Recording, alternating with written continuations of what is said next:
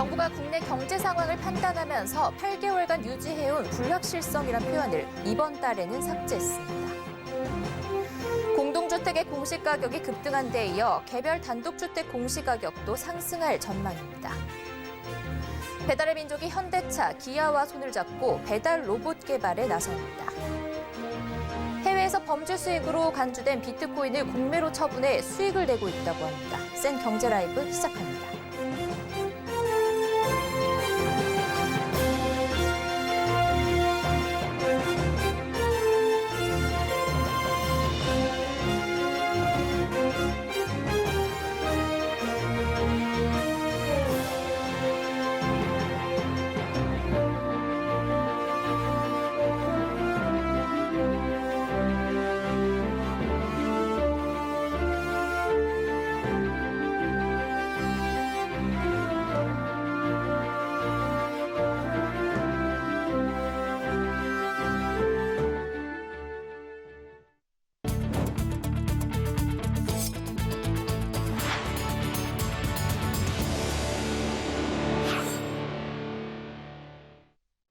시청자 여러분 안녕하십니까? 센 경제 라이브 양한나입니다.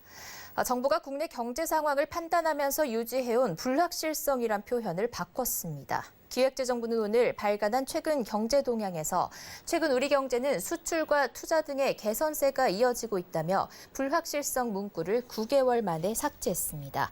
이는 코로나19 여파 속에서도 수출이 회복하고 소비 지표가 개선 흐름을 나타낸 영향으로 풀이됩니다.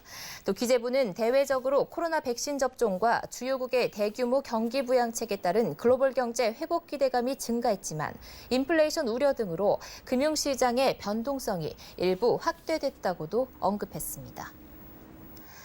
아파트를 포함한 공동주택의 공시가격이 19% 급등한 데 이어 개별 단독주택 공시가격도 상승할 예정입니다.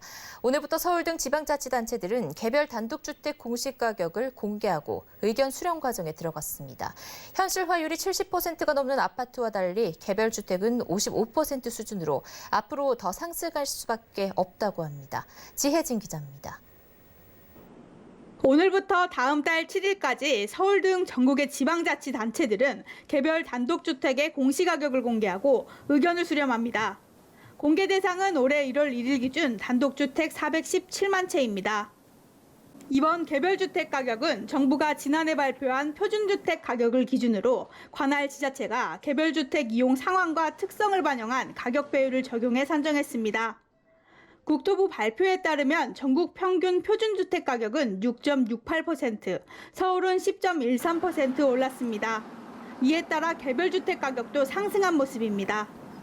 서울 중에서도 표준 단독주택의 공시가격 상승률이 12.86%로 가장 높았던 동작구는 개별 단독주택도 다른 지역에 비해 높은 상승률을 보였습니다. 상도동에 있는 김영삼 전 대통령의 자택은 지난해 13억 300만 원에서 16억 1,100만 원으로 23.6%나 올랐습니다. 공시가격 인상은 계속될 전망입니다. 정부가 2035년까지 공시가격 현실화율 90%를 달성하겠다고 발표했기 때문입니다.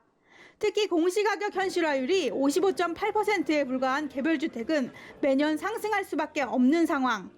전문가들은 공시가격 현실화는 신중을 기해야 하는 작업이라고 조언합니다.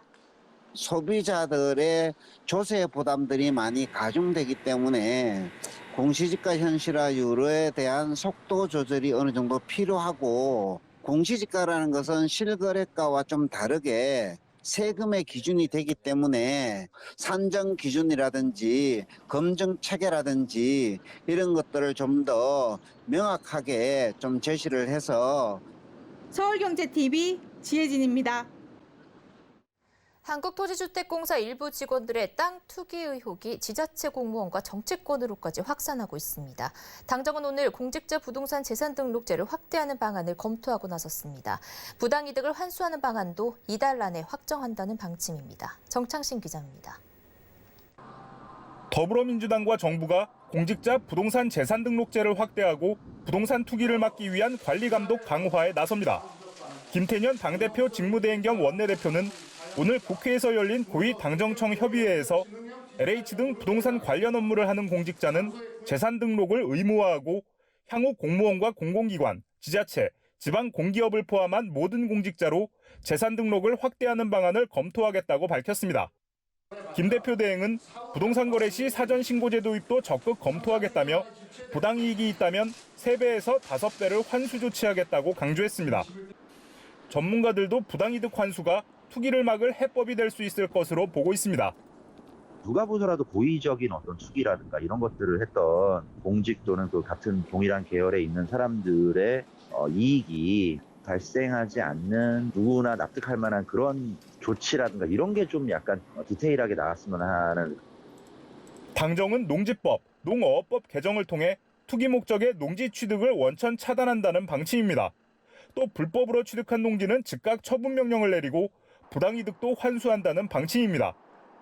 LH개혁과 관련해선 주택 공급에 차질이 없도록 하면서 강력하고 합리적인 혁신 방안을 마련하기로 의견을 모았습니다. 정세균 국무총리는 LH는 과도한 권한 집중을 막고 투명한 조직 본연의 역할에 충실하도록 탈바꿈시키겠다며 모든 방안을 테이블 위에 올려놓고 장단점을 세심하게 따지겠다고 밝혔습니다. 최인호 수석 대변인은 토지 주택 부문과 주거 복지 부문 두 가지로 나뉠 가능성도 있다고 설명했습니다. 변창흠 국토부 장관도 여러 논의를 하는 중이라며 기능과 역할을 검토 중이라고 밝혔습니다. 서울경제TV 정창신입니다. 한국토지주택공사가 옛 토지공사와 주택공사로 쪼개지는 해체 수준의 조직 분리는 면할 것으로 보입니다. 정세균 국무총리는 오늘 국회에서 LH 조직 개편 방안과 관련한 질의에 LH를 토지공사, 주택공사로 각각 분리하는 방안은 검토하고 있지 않다고 말했습니다. 일부에서도 현재 LH 주택정책 관여도를 고려했을 때 2009년 이전 체제로의 복귀는 현실성이 떨어진다는 지적입니다. 다만 이번 LH 사건으로 국민적 공분이 커져 있고 조직이 워낙 방대해진 점이 문제점으로 꼽히는 만큼 조직 축소는 불가피할 것이라는 전망입니다. LG에너지솔루션이 SK이노베이션을 상대로 국제무역위원회 ITC에 제기한 배터리 특허권 침해 사건에 대한 예비 결정이 내달 2일로 연기됐습니다. 당초 예비 결정은 오늘 이뤄질 예정이었는데 ITC는 연기 배경에 대해 추가 시간이 필요하다고만 밝혔습니다. 이번 특혜 침해 소송은 앞서 LG에너지솔루션이 SK이노베이션에 제기한 영업비밀 침해 소송에서 파생된 사건입니다. LG에너지솔루션은 2019년 4월 SK이노베이션이 자사 인력을 빼가 영업비밀을 침해했다며 ITC에 제소했고 이에 맞대응해 SK는 같은 해 9월 LG가 특허권을 침해했다며 ITC에 제재를 요청했습니다. 그러자 LG가 다시 SK의 특허권 침해 조사를 ITC에 요청했습니다. 배달의 민족이 현대차, 기아와 손을 잡고 배달 로봇 개발에 나섭니다. 다양한 구조의 건물에서 층간 이동이 가능하고 결제 수단까지 탑재한 배달 로봇을 개발해 상용화한다는 목표입니다.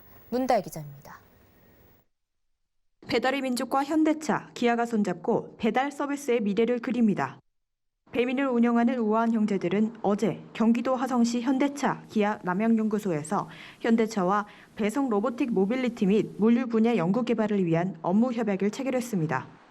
협약에 따라 양사는 로봇 배달 서비스를 위한 배달 로봇을 개발하고 실제 배달 현장에서 다양한 방식으로 운영해 기술과 서비스를 고도화합니다. 우선 우아한 형제들은 10년간의 배달앱 서비스 노하우를 바탕으로 배달 로봇 서비스 운영을 맡습니다.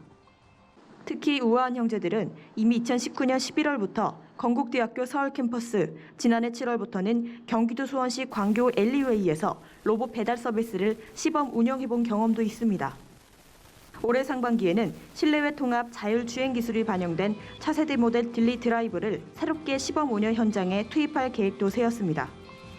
현대차, 기아는 실외는 물론 다양한 구조의 건물 내에서 층간 이동이 가능하고 결제 수단까지 탑재된 로봇을 개발합니다.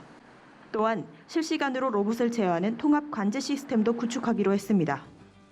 양사의 협업은 비대면 서비스에 대한 수요가 늘어나며 배송 로봇의 필요성이 커지고 있기 때문입니다. 우아한 형제들은 비대면 시대에 발맞춘 로봇 배달 서비스로 고객 편의를 높이고 초근거리 배달 수요를 창출해 업주의 이익도 늘리겠다는 구상입니다. 현대차는 배송 로봇의 완성도를 높여 인류를 위한 모빌리티 서비스 구축에 앞장선다는 계획입니다. 서울경제TV 문다입니다. 이른바 영끌 B2 열기로 대출 수요가 급증한 가운데 카드론에선 3%대 상품이 등장했습니다. 여신금융협회에 따르면 이달 초 KB국민카드는 카드론 최저금리 3.9%를 적용한다고 공시했습니다. 작년 일부 카드사가 카드론 금리를 최저 4%대로 낮춘 데 이어 3%대까지 떨어지면서 시중은행 신용대출과 금리차도 작게는 1에서 2%포인트대로 좁혀졌습니다. 저금리 카드론은 부동산과 주식 투자 자금을 마련하려는 고신용자의 수요에 반응한 것으로 작년 4%대 금리를 제시한 카드사는 우리카드와 롯데카드, 수협중앙회, SE제일은행 등입니다. 얼마 전 국세청이 체납자들이 은닉했던 비트코인을 강제 징수했던 소식 전해드렸는데 압수한 비트코인을 정부가 어떻게 처리할지도 관심입니다. 해외에선 범죄 수익으로 입수된 비트코인을 공매로 처분해 수익을 내고 있다고 합니다. 정순영 기자입니다. 비트코인 등 가상자산으로 재산을 은닉한 고액 체납자들로부터 강제 징수한 금액은 366억 원. 적발된 체납자들은 비트코인을 비롯해 이더리움이나 리플 등 다양한 가상자산으로 재산을 은닉했지만 가격이 급등하자 코인 대신 현금을 조달해 체납액을 납부했습니다. 최근 특검법 개정과 대법원 판결로 가상자산의 법적 가치가 인정되면서 압수된 비트코인의 처분 여부도 관심입니다. 국세청은 가격 동향을 고려해 최적 시점에 현금화한 후 원화로 징수할 계획으로 추심 과정에서 가격이 더 뛰어도 국세 징수법에 따라 초과 압류는 할 수 없습니다. 지난 2017년 검찰이 몰수한 음란물 범죄 수익 비트코인은 5억 원에서 105억 원을 뛰었지만 당시 법적 가치가 없어 검찰이 보관해오다 최근 특검법 시행으로 공매가 가능해졌습니다. 일찌감치 가상자산의 법적 가치를 인정했던 해외 국가들은 범죄 수익으로 압수된 가상자산을 공매로 처분해 수익을 내고 있습니다. 2014년 미국을 시작으로 캐나다, 호주, 벨기에, 영국 등이 먼저 공매를 시작했고 최근 프랑스가 해커들로부터 몰수한 비트코인을 공매에 내놔 322억 원이 넘는 가격에 판매했습니다. 핀란드도 9억 원에서 843억 원으로 뛰어버린 마약 판매 수익 비트코인을 범죄 사용 가능성이 있는 공매 대신 세관을 통해 직접 처분한다는 계획입니다.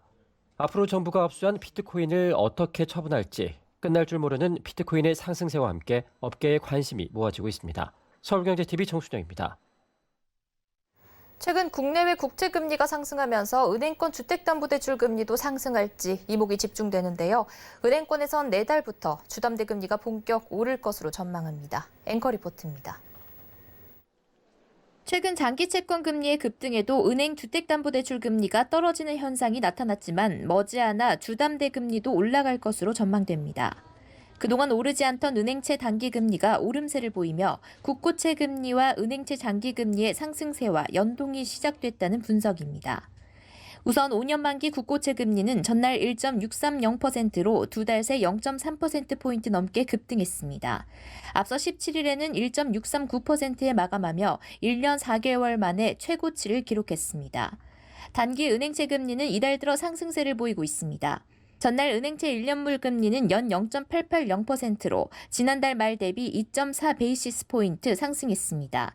6개월물 금리는 같은 기간 5.6베이시스포인트 올랐습니다. 시중은행들의 금리에 영향을 미치는 건 은행채 1년물 금리로 이 같은 현상이 코픽스의 반등과 주담대 금리 상승으로 이어질 것이라는 전망입니다.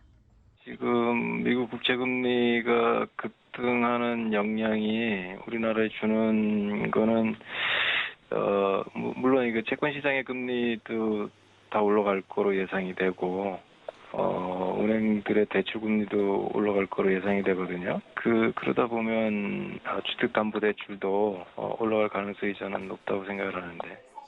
은행권에서는 내달부터 주담대 금리의 본격 상승을 예측하고 있는 가운데 전문가들은 대출 상품의 변동금리가 올라간다고 해서 섣불리 이율이 높은 고정금리로 갈아타기보다는 금리 추이를 살펴 대응에 나설 필요가 있다고 조언합니다. 서울경제TV 양한나입니다. 최근 1년간 이른바 곧버스에 대한 개인의 순매수 규모가 4조 원에 이르렀는데요. 국내 증시 변동성이 확대되자 지수의 추가 하락 가능성에 투자한 겁니다. 그런데 곧버스의 최근 1년 수익률이 마이너스 80%에 이르면서 개인의 손실이 커지고 있습니다. 정세미 기자입니다. 한국거래소에 따르면 지난 17일 유가 증권시장에서 개인은 코덱스 200 선물 인버스 2X를 가장 많이 순매도했습니다. 개인은 이날 하루에만 총 1226억 8,100만 원어치를 팔았습니다. 다른 고버스 상품인 타이거 200 선물 인버스 2X와 KB스타 200 선물 인버스 2X도 상위권에 올랐습니다. 이는 대표적인 고버스 상장 지수펀드 상품입니다. 고버스는 코스피 200 선물 지수를 역으로 2배 추종하는 인버스 레버리지 상장 지수펀드로 지수가 1% 내릴 때 통상 2% 수익을 내는 방식입니다. 때문에 주가 하락이 예상될 때 이 같은 공격적인 투자가 많아집니다. 실제로 코스피 지수가 2,300선을 돌파한 지난해 8월부터 개미들은 1조 2천억 원이 넘는 고버스 상품을 매수했습니다. 최근 1년으로 기간을 넓히면 개인의 고버스 순 매수액은 4조 원에 달합니다. 문제는 지수가 오르면 고버스 투자자들은 배의 손실을 고스란히 떠안아야 합니다. 지난해 3월 최고가에 매수한 후 한 번도 매도하지 않고 보유해왔다면 손실률이 최대 83%에 달할 것으로 추정됩니다. 전문가들은 고버스 장기 투자는 신중해야 한다고 입을 모았습니다. 특히 최근처럼 시장이 등락을 반복하는 상황에선 고버스가 손해를 볼 수밖에 없는 구조이기 때문에 안전자산에 투자하는 게 현명하다고 조언했습니다. 서울경제TV 정세미입니다. FOMC 등 대형 이벤트의 증시의 변동성이 커진 한 주였죠. FOMC는 순조롭게 지나갔는데 각국의 금리 인상 우려에 우리 시장도 약세를 보였습니다. 오늘 증시 시황 서청석 기자가 정리했습니다. 오늘 코스피 지수는 전거래일 대비 0.86% 하락한 3,039.53포인트로 마감했고 코스닥은 전날보다 소폭 상승하며 952.11포인트의 거래를 마쳤습니다. 코스피는 개인이 약 1조 6천억 원을 매수했지만 기관과 외국인이 매도세를 키우며 지수 하락을 부추겼습니다. 다만 오후 들어 미국 10년물 국채금리가 1.6%대로 내려오면서 미국 나스닥 선물 시장이 상승하자 코스피는 낙폭을 줄여 거래를 마감했습니다. 코스닥은 외국인이 860억 원을 매수해 개인과 기관의 물량을 받아내며 하락장에서 상승장으로 전환해 거래를 마쳤습니다. 어제 시장 매수에 참여했던 외국인이 하루 만에 매도로 포지션을 변화한 것은 간밤 주요국 금리 인상 이슈에 따른 원달러 환율 상승 등의 영향으로 풀이됩니다. 미국 연방준비제도는 현지 시간 17일 향후 2년간 제로금리 유지 방침을 밝혔습니다. 하지만 전일 미국 10년물 채권 금리가 1.7% 중반까지 치솟는 등 금리 상승 이슈가 재부각되며 주 막판 시장에 하방 압력을 가한 것으로 보입니다. 증권업계는 당분간 미국 시장 금리의 영향을 받을 수는 있겠지만 주요 통화정책 이벤트를 통과한 증시의 시선이 실적으로 향할 것이라 조언합니다. 연초 이후 1분기 실적 예상치 상향 업종인 운송, 철강 등의 경기 민감주와 반도체, 자동차 등 미국향 수출주에 대한 지속적 관심을 언급했습니다. 서울경제TV 서청석입니다. 상장 첫날 따상을 기록하며 코스피에 입성한 SK바이오사이언스가 이틀 연속 상한가를 기록하는 따상상에는 실패했습니다. 오늘 SK바이오사이언스는 전일 대비 1.48% 내린 16만 6,500원에 거래를 마쳤습니다. SK바이오사이언스의 주가는 장 초반 19만 원까지 치솟기도 했지만 외국인이 약 1,200억 원, 기관이 약 300억 원을 순매도하며 장 막판 들어 하락 전환했습니다. 거래 대금은 오늘 하루 2조 1,600억 원을 돌파하며 삼성전자를 제치고 1위를 기록했습니다. 카카오가 택시기사를 대상으로 월 정액을 내면 배차 혜택을 받을 수 있도록 출시한 요금제가 가입 개시 사흘 만에 조기에 마감됐습니다. 카카오 모빌리티는 프로 멤버십 선착순 2만 명 가입이 조기 마감됐다며 추가 모집을 검토 중이라고 밝혔습니다. 지난 16일 출시된 월 9만 9천 원의 프로 멤버십에 가입하면 택시기사가 원하는 목적지의 콜을 빠르게 확인할 수 있는 등 우대 서비스가 제공됩니다. 하지만 택시업계에선 카카오가 자사 가맹 택시에 배차를 우대한다는 콜 몰아주기 논란을 거듭 제기하고 있습니다. 지난달 골프 황제 타이거 우즈가 탄 차로 화제가 됐던 제네시스의 GV80가 미국에서 최고 안전 등급을 받았습니다. 제네시스 브랜드는 GV80가 미국 고속도로 안전보험협회가 발표한 충돌평가에서 가장 안전한 차량에 부여하는 톱 세이프티 픽 플러스에 선정됐다고 밝혔습니다. GV80는 전면, 측면 충돌, 머리 지지대 안전성 등 미국 안전보험협회가 정한 6개 항목에서 최고 등급인 우수평가를 받았습니다. 이로써 제네시스는 G70와 G90에 이어 GV80까지 톱 세이프티 픽 플러스 등급을 받으며 미국에서 최고의 안전성을 입증했다는 평가입니다. 전달 백화점 매출액이 1년 전보다 40% 가까이 급증하면서 2005년 이래 최대 증가폭을 기록했습니다. 기획재정부는 지난 2월 백화점 매출액이 전년 대비 39.5% 늘었다고 밝혔습니다. 할인전 판매액도 24.2% 늘면서 2015년 2월 이후 가장 큰 증가폭을 보였습니다.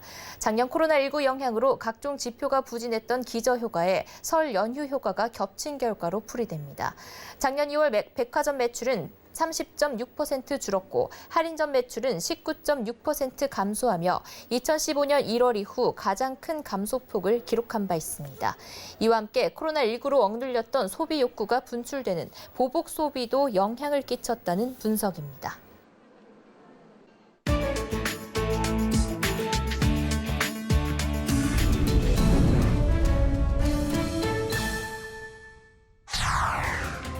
미국 항공우주국 나사가 인류를 다시 달에 보내는 아르테미스 프로젝트의 일환으로 진행된 로켓 엔진 점화 시험을 성공적으로 끝마쳤습니다. 나사는 미국 현지 시간으로 18일 보잉사가 제작한 아르테미스 임무용 로켓 4개 엔진을 8분간 테스트했습니다. 이는 실제 발사와 동일한 환경에서 로켓의 성능을 시험한 것으로 지난 1월 진행한 시험에서는 1분 연소 후 이상이 감지되면서 자동 종료됐습니다.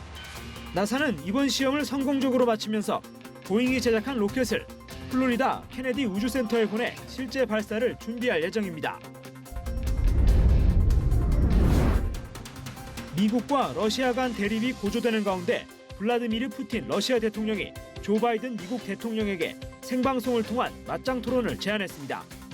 로이터 통신에 따르면 푸틴 대통령은 자국 TV 방송과의 인터뷰에서 바이든 대통령에게 토론을 계속하자고 제안하고 싶다면서 다만 온라인 생방송으로 하는 조건이어야 한다고 밝혔습니다. 푸틴 대통령은 너무 미루지 말고 19일이나 22일에 하자고 구체적인 날짜까지 제시했습니다. 이번 공개 토론 제안은 러시아 야권운동가 알렉세이 니발리 중독 사건과 관련한 미국의 대러시아 제재와 러시아의 2020년 미 대선 개입 의혹 등으로 양국 관계가 급속히 냉각되는 가운데 나왔습니다. 프랑스 정부가 아스트라제네카 백신 접종을 재개합니다.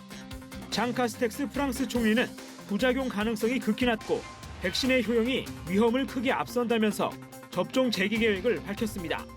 이는 유럽의약품청이 아스트라제네카 백신 접종 후 혈전증 발생 사례를 검토한 결과 안전하고 효과적인 백신이라며 승인 권고를 유지하기로 했기 때문입니다. 현지 언론에 따르면 카스텍스 총리는 아스트라제네카 백신을 향한 불신을 잠재우는 차원에서 재개 첫날 자신이 아스트라제네카 백신을 접종할 계획입니다.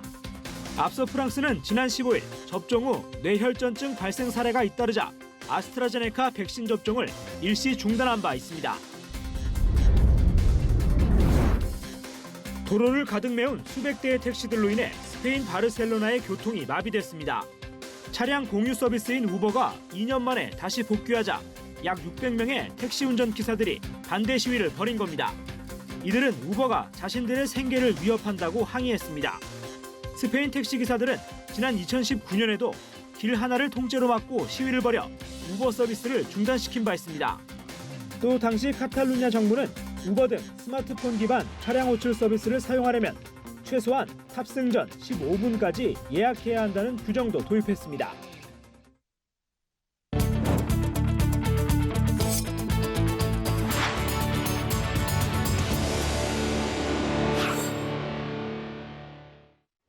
센 경제 라이브 마칩니다. 고맙습니다.